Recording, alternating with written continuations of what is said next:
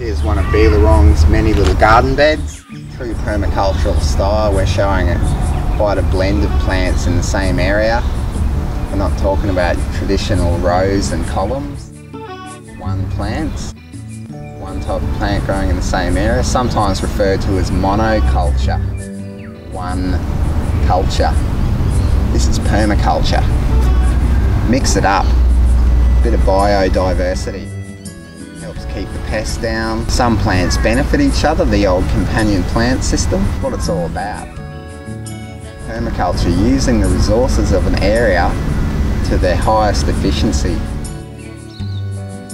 How can you cross-reference and cross-link natural attributes of an area or even artificial attributes of an area for the most benefit?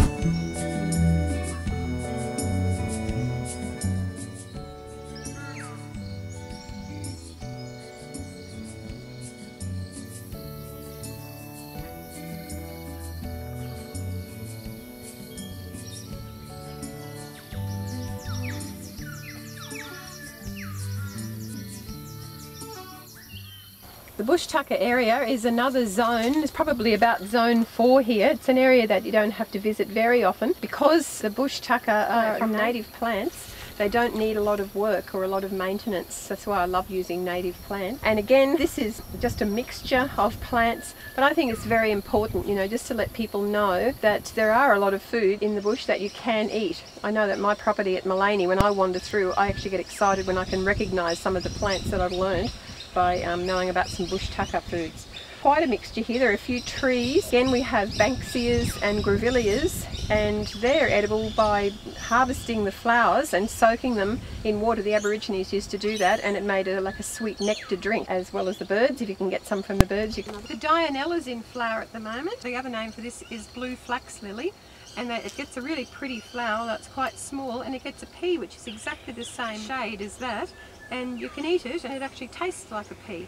So it clumps. It's a nice one to have around ponds or waterways as well. It'll handle the boggy area, and it's a nice hide and habitat for small frogs and lizards and so on. So again, it's got many uses. There are things like the lemon scented myrtle, which you can use the leaves, harvest the leaves and make a tea. The native ginger, you can actually eat the shoots of that and eat the blue seeds, although they don't have a strong flavour. Various lily pillies, pretty much all the lily pillies are edible. Some of them are tastier than others. The lemanii, which are ones that they often use as street trees, and they have a small red fruit which makes a delicious jam, as well as you can eat them fresh. So there's just a few ideas about the different sorts of plants that we can integrate and form a complete system, or as complete a system as possible. What I love about it particularly, I'm excited about bush foods and about native plants, because we've destroyed so much habitat of our native wildlife that it's really exciting to find out a few different ways that we can put back some of the habitat and help ourselves at the same time by pollinating our own plants that we can eat and making everything work together. And that's what this farm and other places like it are all about, and that is probably education and promoting to people the idea that they can do something themselves. Even if you don't have much room in your backyard, there's a small thing that you can probably do, a few plants you can grow. And if you don't have any space, then there are community gardens and farms now that, you know, most of them in most cities and most places. There's 2 or 3 in Brisbane.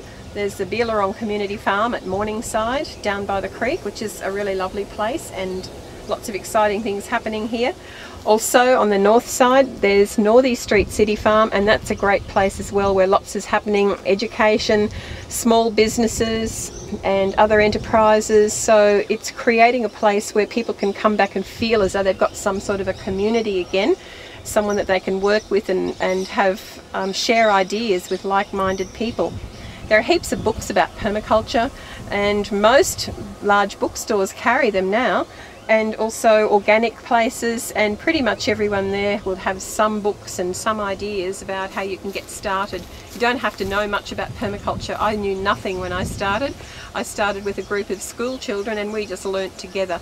So it's a bit intimidating if you try and become an expert immediately, but you don't have to be an expert. That's the good thing. You can just do little bits as you go and learn. And I'd encourage everybody to think about it, because for the reason that we have A lot of beautiful plants in this country. We have a lot of potential to be able to look after this land, and we can't waste it. I have grandchildren. I don't want them to grow up not ever knowing what some of our beautiful land looks like because it's all been trashed. So, you know, ways to save water, ways to grow things organically, ways to put back some of the bush, all of those ideas and more you can get through the books, but also, you know, to come in person to these places and talk to people. My name is Mark King from Conservation Volunteers Australia. We're a community-based organisation that engages grassroots community organisations in environmentally based projects, predominantly native revegetation. We have a team of Green Reserve guys here helping the Beelarong Community Farm establish the Zone 5, which was traditionally a zone kept aside in permaculture for native revegetation and native wildlife. The grass that grows here is quite a rare grass in the Brisbane area. The marine cooch, which is not found very often, generally being ripped up and replaced with more traditional exotic grasses. The job that the guys are doing here is creating a barrier around the Zone 5 or the marine cooch and the mangrove area for a few reasons. One is to create a physical barrier to stop the native grasses encroaching on the marine cooch, and also as a physical barrier for people to try and limit the amount of pedestrian use that the area gets, to give the native mangroves and some of the lower growing plants a chance to revegetate themselves. The plan is to heavily mulch the area, which we've already done. Then we'll be going through with predominantly native grasses, the main one being Lamandra longifolia, and planting those fairly densely around the barrier. Also be planting some melaleucas and casuarinas in some areas. So the idea is to provide habitat for some of the native frogs that are around the area. For example, the Lamandra longifolia is an ideal plant for providing a safe habitat for green tree frogs and some of the more endangered native frogs in Brisbane. This area here has been set aside to grow fruit trees in what will eventually become a food forest. So the idea is to replicate a natural forest and have 3 layers of food growing. So the first layer being the fruit trees will be the upper canopy. Below that will be smaller shrubs, grasses, vines and herbaceous plants growing along the forest floor and ground covers. So what we're doing here is moving away some of the woody mulch, composting around the base of the tree. So putting a nice healthy compost that's been enriched with a mineral fertiliser, and then we'll put a higher grade mulch directly around the tree. The trees were planted about 3 months ago, so we're giving them, I guess, their first feed, giving them a bit of a kickstart before the summer kicks in. If someone wanted to volunteer their time with Conservation Volunteers, there's quite a few ways they can go about it. Probably the best way would be to look at our website, which is www.conservationvolunteers.com.au, and that'll give them an idea of all the contacts around Australia that they can contact to get involved. Absolutely enjoyable. We have people volunteering with us from all over the world, and the most common feedback we get is how much fun they actually had doing it. So yeah, you can have fun and help protect the planet at the same time. It's because they address the whole of community issues is what I liked, instead of being addressing narrow issues.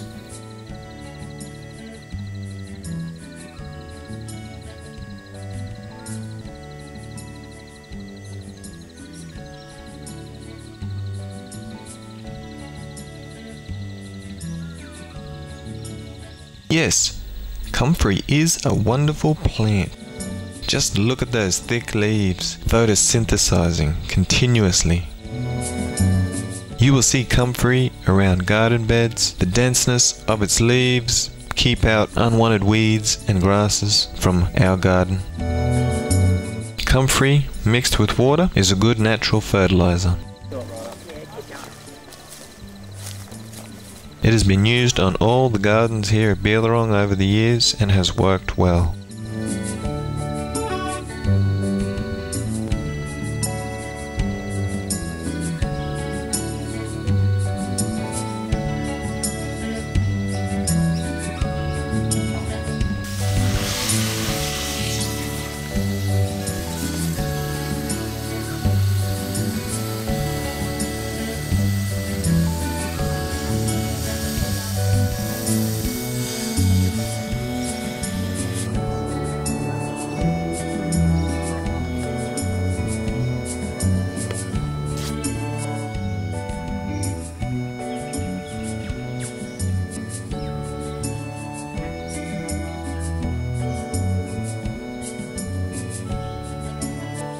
To make an even deadlier mix, add some manure.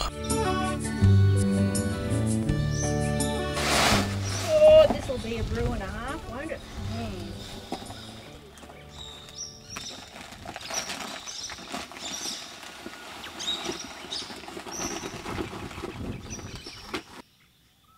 Just fill it up with water and leave it sit for a while. We really need more comfrey leaves on the top.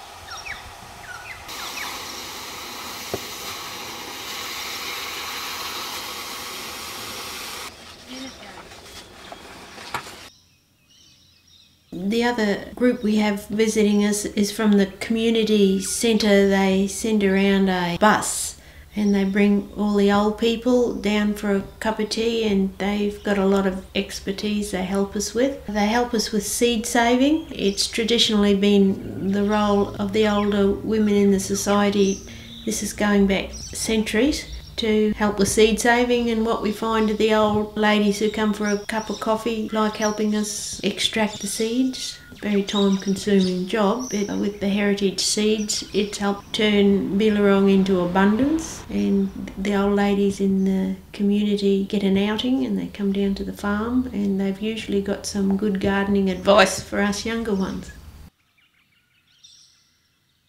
This is pak choy.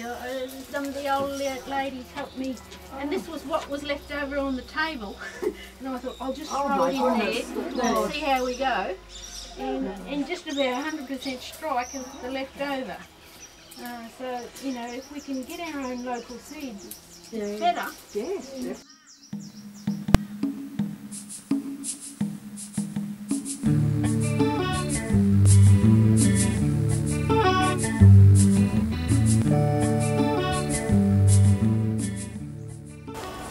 Cucumber and put it in the hole.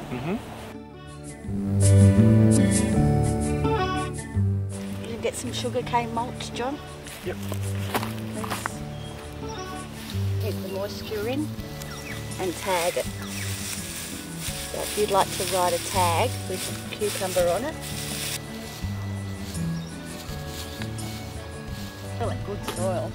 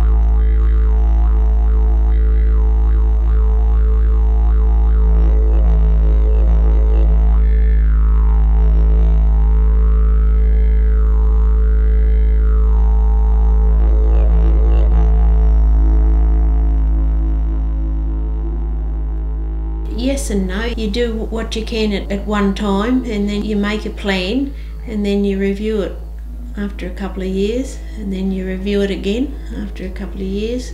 But yeah, it helps to have a bit of an idea, and the areas all marked out, future things that could happen. And it's amazing then to see how some bits come in before others manifest themselves. At the beginning, when you put all your ideas down, they're all good, but it's interesting to see in what order they take shape. Yeah, well, one of them now is a modular monodome. And we want to use that for a meditation area as well as a shop front. It'll be just multifunctional. So that's another area that we can expand, because we've had people come along with that interest. So I'd like to bring into fruition that. Here we have some beautiful resources. This is a natural pest control chart here. What it's talking about here is 27 common garden pests and cats, dogs, fleas, insects and animals. It's interesting to see cats and dogs because a lot of people have trouble with them. And they're 32 natural opponents, so it's biological pest control. And what These are cosmos. We have them growing quite a lot around here at Beelarong. We use them for insect control. The yellow and orange flowers, also the nasturtiums. The beneficial insects eat the predatory insects. So these ones will come along and eat the insects which eat your garden bed. We also use marigolds as insect control as well, because not only are they similar colours, but also the smell. They smell a bit like pyrethrum in the roots and the leaves. They will also discourage insects that eat the garden. There's a lovely ground cover plant there called pepino. It's a South American one. It has those lovely purple and white solanum flowers on it at the moment, and it becomes a smallish fruit, probably about the size of a grapefruit, only an oval shape. It's pale yellow when it's ripe with purple stripes down it, very thin skin. It's lovely and juicy, very refreshing. It tastes like a cross between a rock melon and a honeydew melon.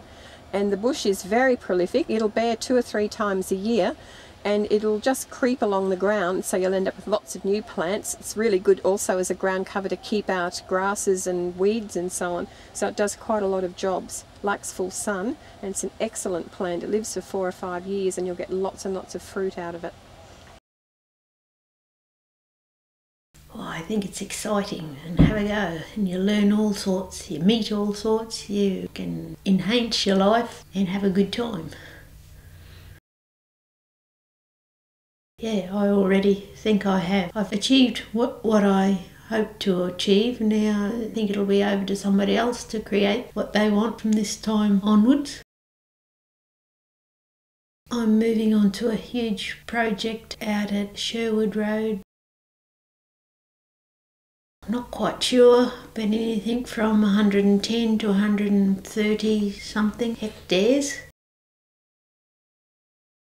Yeah, we've been forming links with other networks since about 1999, and it's just starting to come to fruition, I think. Well, Friends of the Earth are interested in community-supported agriculture, which is a similar sort of scheme. The idea to grow organic food inside a city or close to a city. And so we're forming links with Earth Charter and the university. It's promoting the idea that the community could be involved in there and seeing who's interested and who isn't. And it surprised me over the years how some groups were interested for a bit and then they drop out, and then some other groups are interested now. It's only persistence that wins in the end. You just have to persist a bit longer than giving up. You can either give up or persist. It's only through persistence that you get there. Fear's everywhere. So you've got to be able to look at the problem, see if you can solve it and get past the fear. Fear arrives so often. It's very interesting to watch the fear. The fear of the street. When we first started Beelarong, fear of the street. Everybody didn't think we'd succeed, so it's interesting to watch people and their fears. I think you could pick up the apprehension from people that it was going to be too hard and we wouldn't get there. As you get there, then they start to realise it's happening and it's going to be okay, and you turn the fear around. But fear is everywhere. Used to be scared of the dark when I was young. What am I scared of now? Nothing much. Can't figure that one out. No, well, once you get into enjoying life, you figure out what's the next thing I can do to make it enjoyable, rather than worrying about what's you've got to fear about. Hi, g'day. My name is Julio. I'd like to take this opportunity to talk about the drought, which is affect most of the parts of Australia. I've been driving from northwestern Victoria up to Brisbane, and then I drive to Bundaberg, and I could see so much land affected by the drought. I work for the Department of Natural Resources and Environment in the area of irrigation. I'd like to talk a little bit about the drought affecting all these areas. So I am taking this opportunity just to reflect myself and invite you to do a reflection, to think about the extent of the drought and things we can do to prevent or to minimize the effect of this drought in different communities. As we were driving along New South Wales inland areas, it was absolutely horrified, my wife and I, really, because all these dead sheep, dead, you know, they were dead just along the road, kilometers and kilometers of these dead sheep, you know, just the skin at the moment, or because of the big droughts and hot sun, all you can see is the skins, you know. So I just like to reflect a little bit about that, because it's affecting really so many areas which I didn't know they were affected.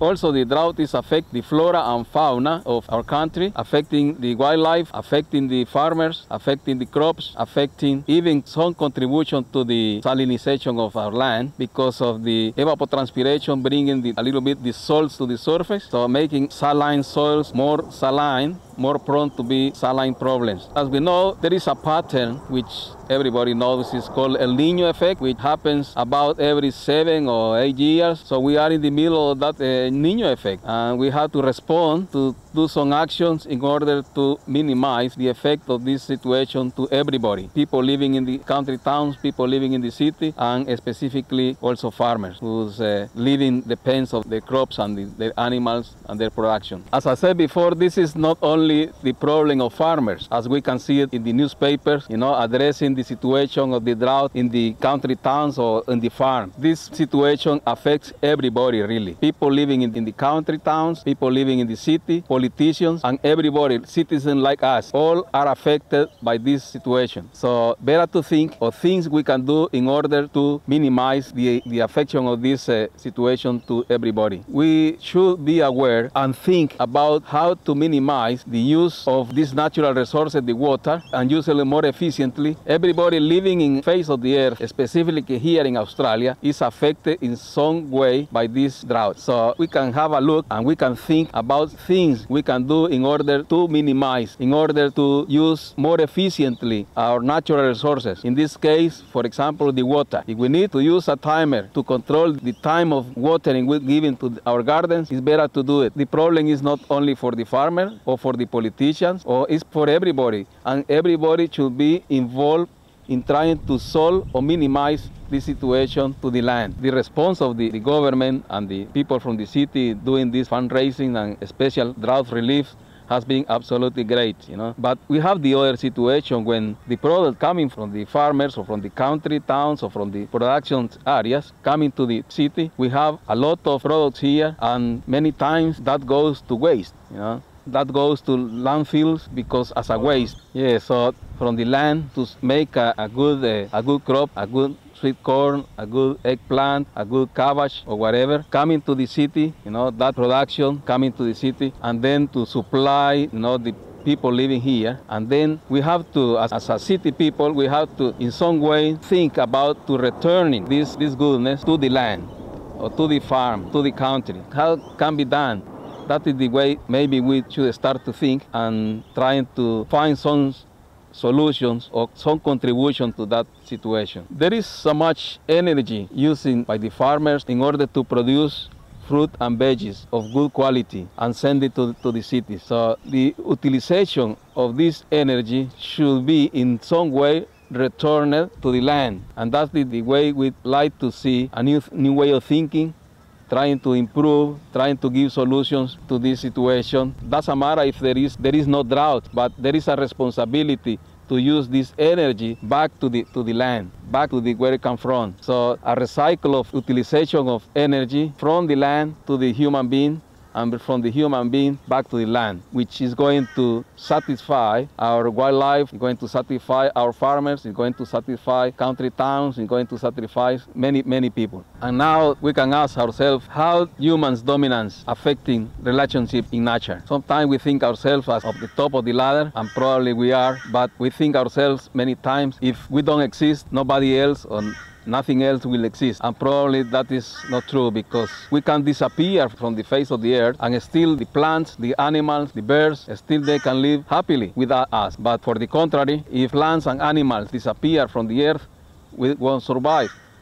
So we have to think about that and deep in ourselves, and in some way share a little bit more, be probably a little bit more kind each other, in order to survive better in this life and being more balance with nature. So we can address so many problems if we step up for the ladder in kindness, in looking things in a different way. And then at the individual level, everybody can help. You can help too, everybody, by preserving the water in a more efficient way, not wasting it, by preserving our natural